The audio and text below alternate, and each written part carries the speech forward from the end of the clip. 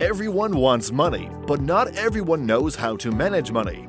And not knowing how to manage money can lead to lots of financial crises, especially if it goes out of hand. These financial or money problems, as they are generally known, can occur to anyone, no matter your income level. So whether you're in 2, 3, 4, or 8 digits, you can still run into money problems if you don't know how to successfully manage your finances.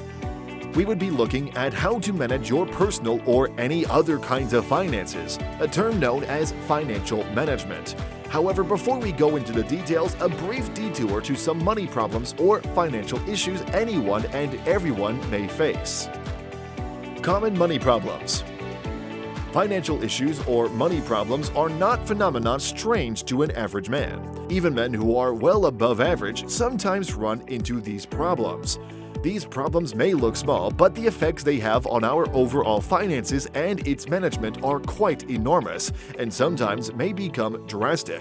There are 3 very common money problems, and they are as follows: saving too little, spending too much, not knowing how to invest.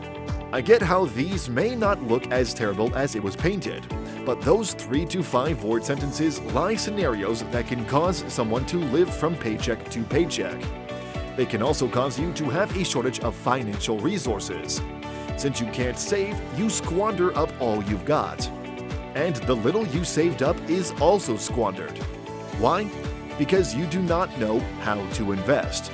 All these can lead to multiple events, if incapability during emergencies, or worse, losing out on opportunities that could fetch you more wealth. Some good news, all these are avoidable. How? With the proper financial management. Understanding the 5 main rules of financial management is key to becoming a better financial manager. Let's quickly get on with it. Before spending money, make money.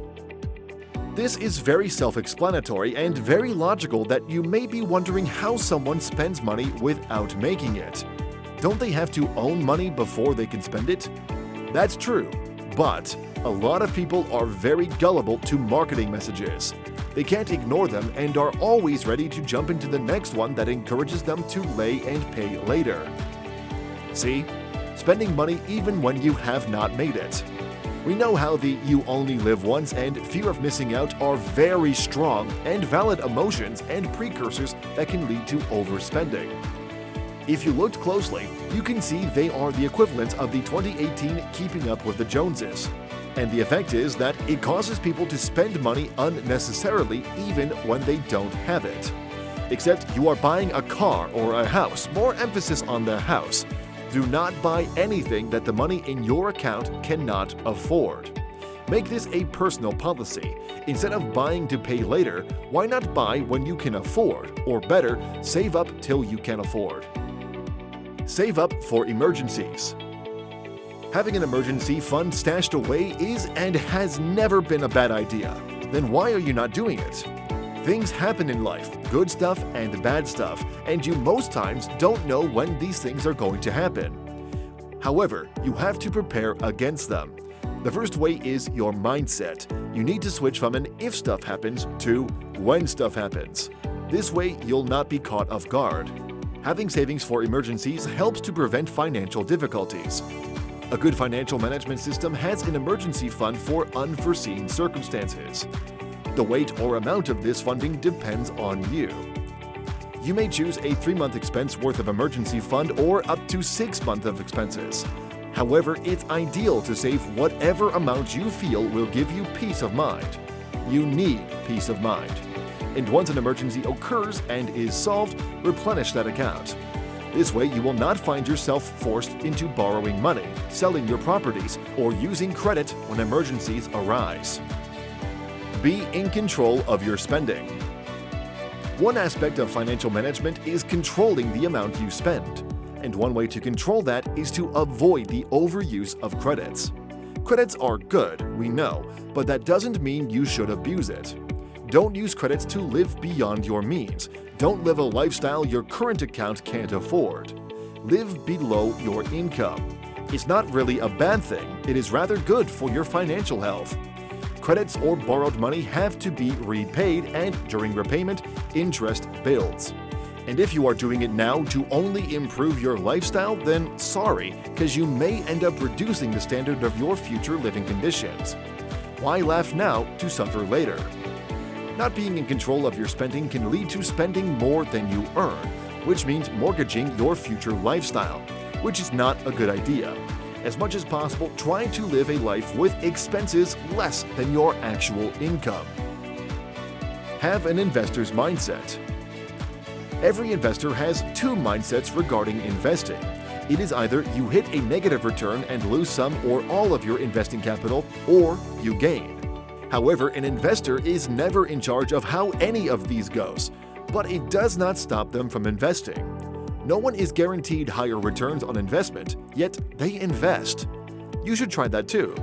There's no perfect investment, neither are there any perfect investors. But investment in terms of stocks returns has always surpassed that of assets, so invest and don't just save money.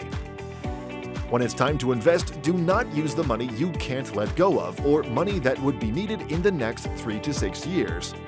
Don't invest your emergency funds. It's your emergency fund. Also, don't invest in any investment that sounds too good to be true, because there is a greater percentage that they are as you thought. If you don't feel comfortable, don't invest, and do thorough research before picking a stock to invest in. Whatever you do, pay you first. This is exactly what it is. Pay yourself before paying any other things. By that we mean your savings goals should be deposited first as you get your income. Then every other relevant thing follows. Your savings should be given the same priority that you give to your mortgage or rents or bills. Saving at least 10% or at most 15% of your income for long-term goals is a good sign of adequate financial management. You don't want to get your car repossessed by not paying your car loans, right? In the same way, you should not feel comfortable that your savings account is empty because your future is not assured. Your car will be repossessed if you don't make loan payments, and your bank account will be bare without savings. Remember, not spending too much is good. Saving is better, but investing is simply the best. Till we meet again, goodbye.